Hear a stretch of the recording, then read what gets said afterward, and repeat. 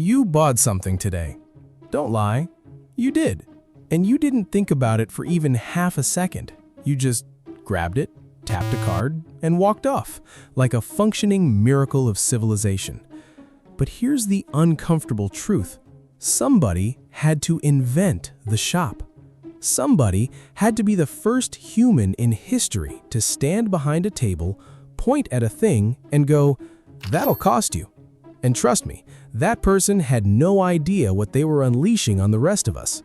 So let's go back, way back, before Amazon, before malls, before the very specific misery of a self-checkout machine that cannot identify your avocado.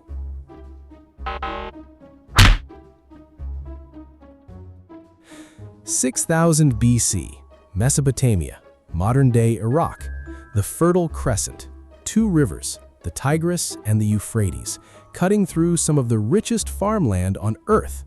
And rich farmland has one hilarious problem. It makes too much stuff. You've got more grain than your whole village can eat before it rots. Your neighbor? Too many goats, not enough grain.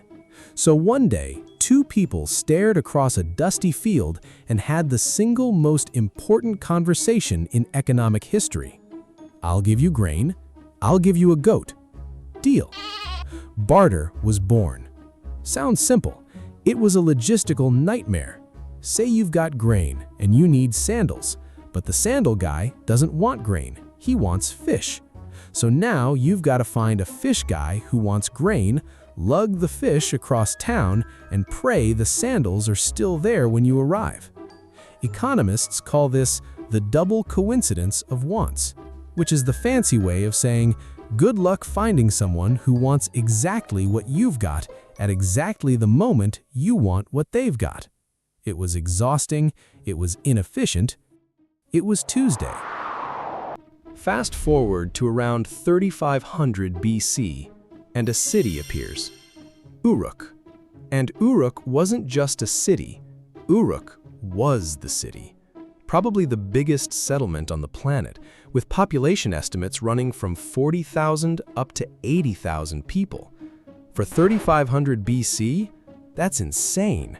Everyone else is living in villages of a few hundred. Meanwhile, Uruk's got tens of thousands of people who all need food, tools, and stuff from each other every single day. You cannot run a city that size on "wanna swap your goat for my grain." So things got organized. The first real marketplaces appeared. And then Uruk did something nobody had ever done. They kept records. On clay tablets, little slabs of mud with marks pressed in by a reed. The world's first business paperwork. And the most traded goods? Grain, textiles, oil, goats, and beer. Yup, beer. Workers were often paid in beer rations. So for several thousand years, going to work and getting paid were the exact same activity. Mesopotamia was onto something. But a marketplace is still just an area. The moment something like a real shop shows up takes us to ancient Persia, a site called Shar-e-Sukte, the Burnt City, in modern-day Iran, roughly 5,000 years old.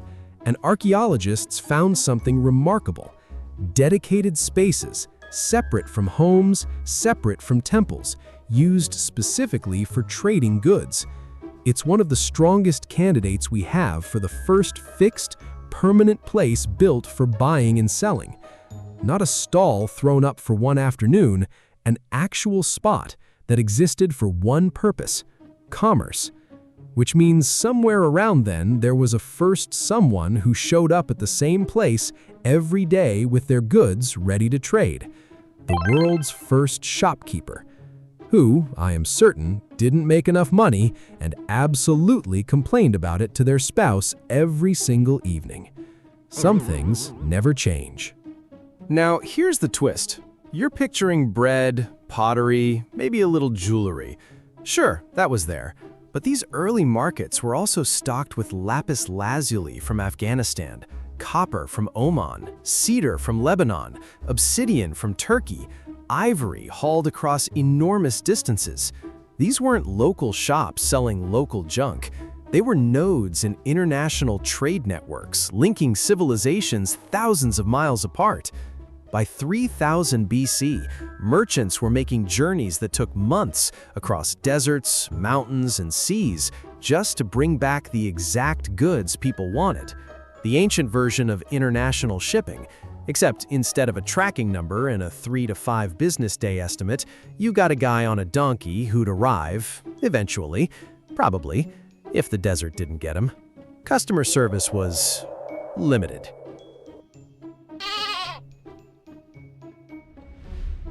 But all this trading created a brand new headache: prices.